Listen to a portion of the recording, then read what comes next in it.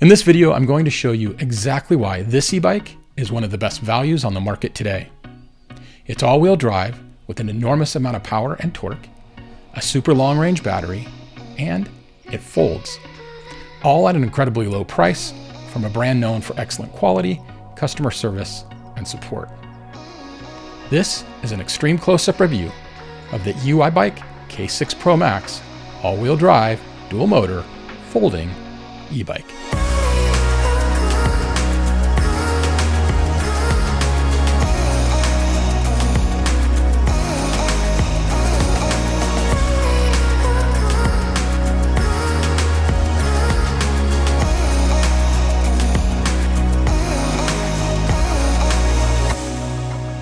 Welcome to the e-bike studio. My name is Dan. I'm a professional filmmaker and media producer, and like you, a fellow e-bike enthusiast. This channel is dedicated to all things e-bikes. Please feel free to reach out if you have any questions or comments. I'd love to hear from you.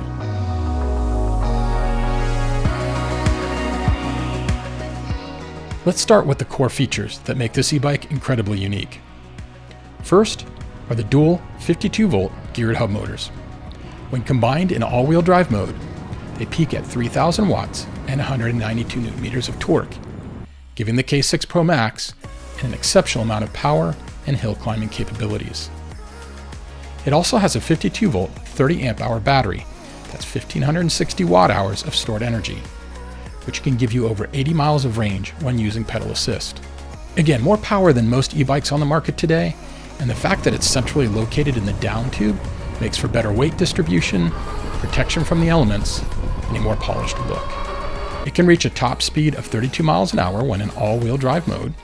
It also comes with a torque sensor, so you get a more natural bike riding experience, pressure sensitive to your pedal stroke.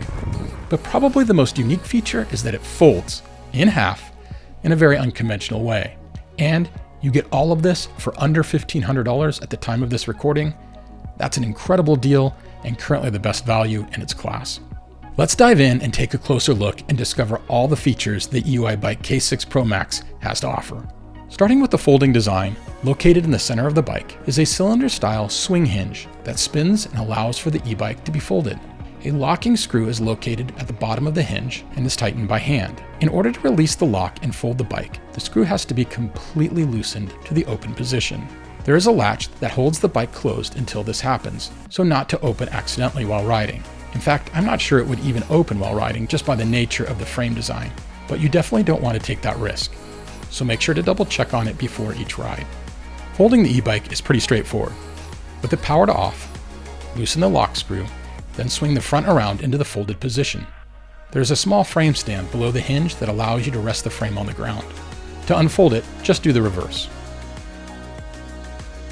Inside the down tube is where the battery is housed. To remove the battery, you will need to partly unfold the bike and then take the key and unlock the battery latch. Then you can slide the battery pack out of the down tube housing. The battery is made up of LG high-density cells and is configured as a single 52-volt 30 amp hour battery pack. This will give you 1,560 watt hours of stored energy. According to EUYBike's website, the battery and electrical components are UL 2849 certified with an IP65 water resistant rating. There is a battery meter on the top of the pack near the key lock, and of course, the main handlebar display will also give you an accurate reading of the energy level. It comes with 2 duplicate battery keys. The charging port is located on the side of the battery pack and can be charged either installed or removed. EUYBike also offers the option to purchase additional batteries from their website. I will include a link in the description area below for easy access. Here's a closer look at the specs listed on the battery label.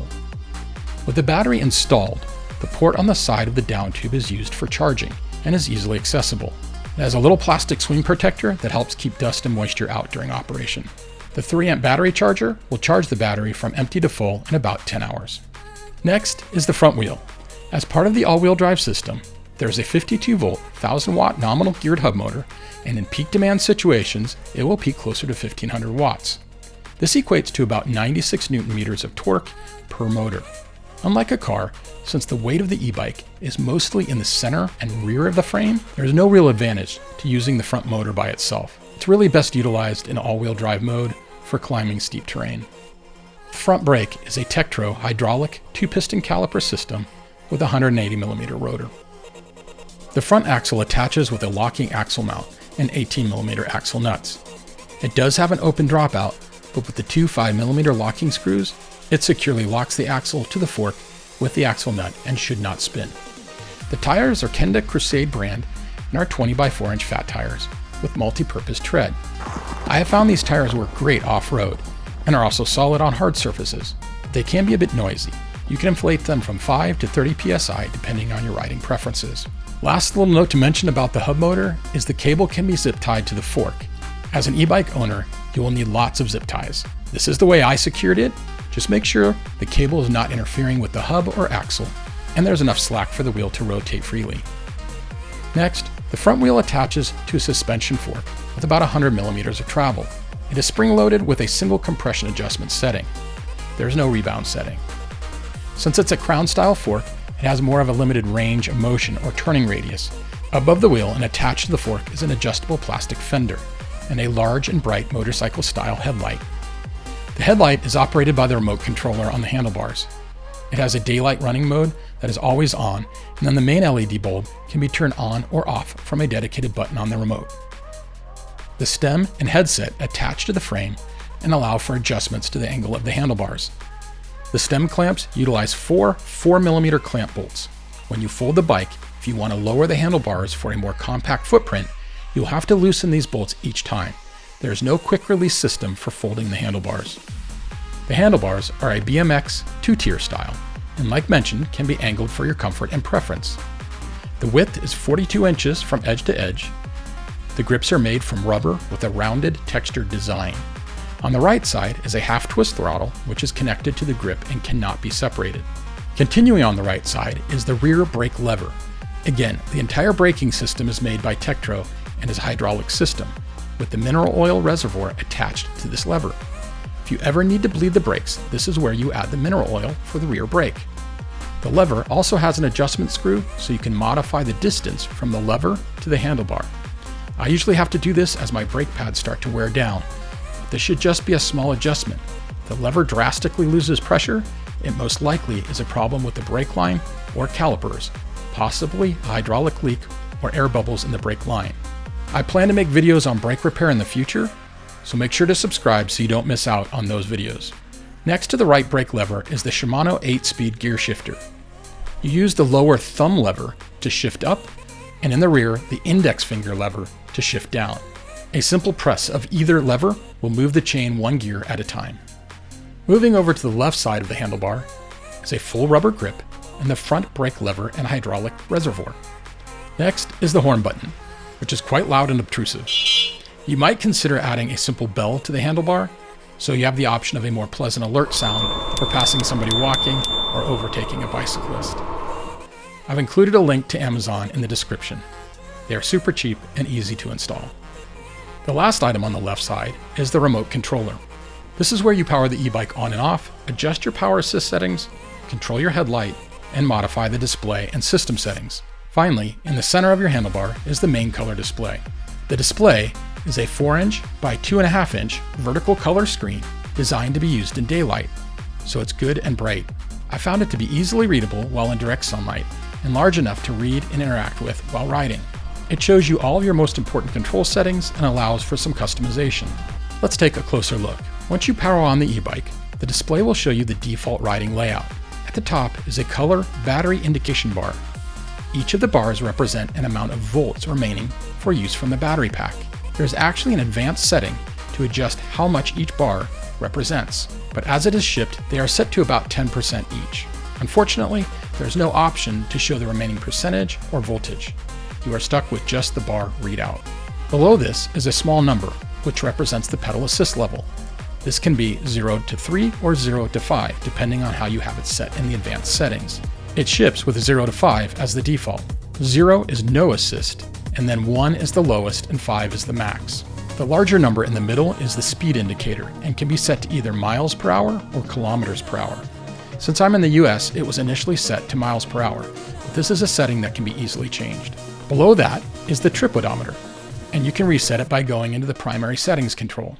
Next, you can cycle through the following: the overall odometer, which gives you the total miles, the ride time, which is the total amount of time the bike has operated, the average speed, and the top speed, both calculated since the last time the trip odometer was reset.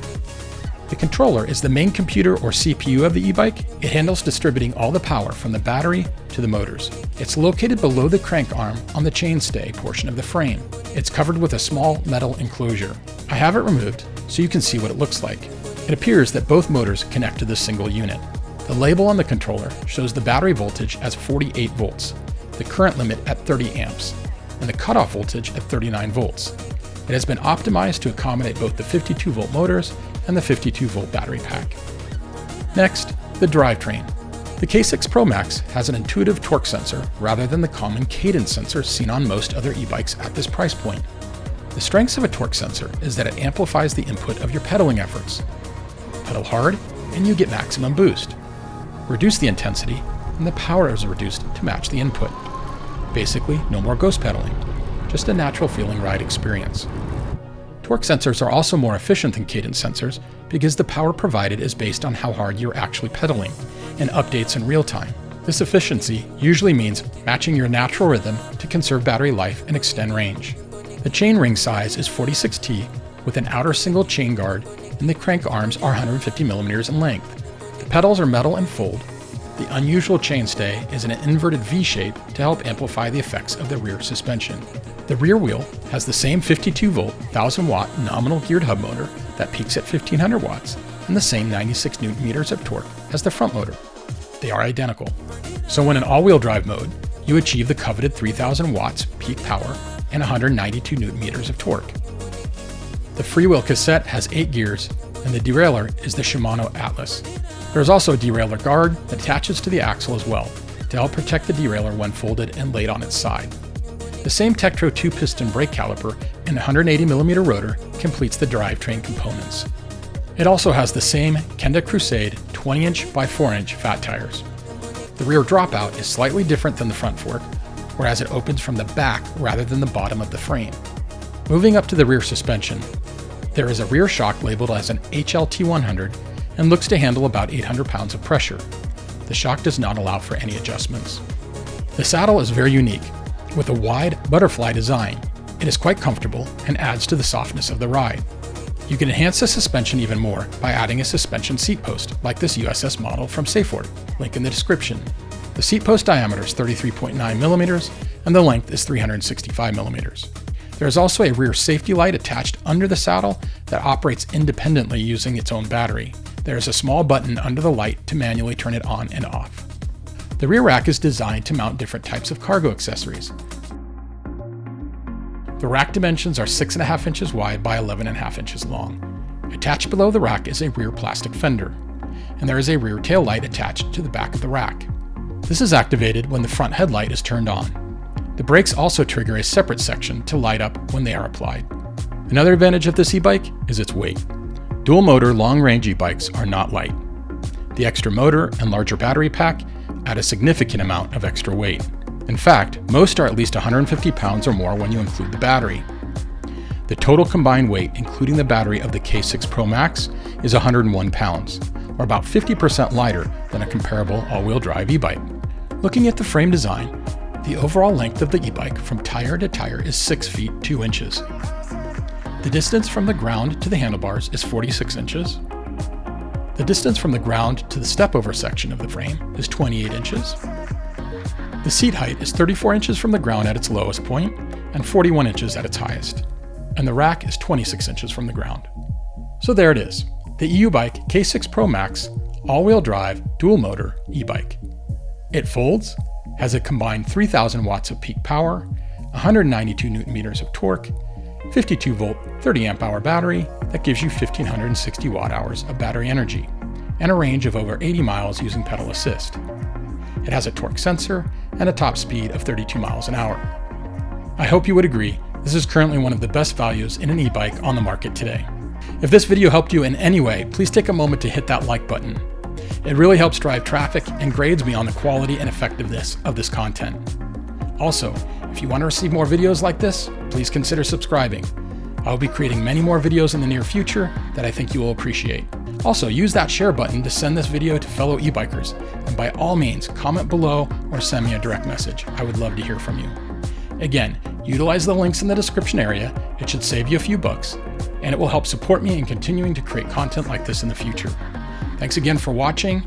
You're awesome, and see you on the next one.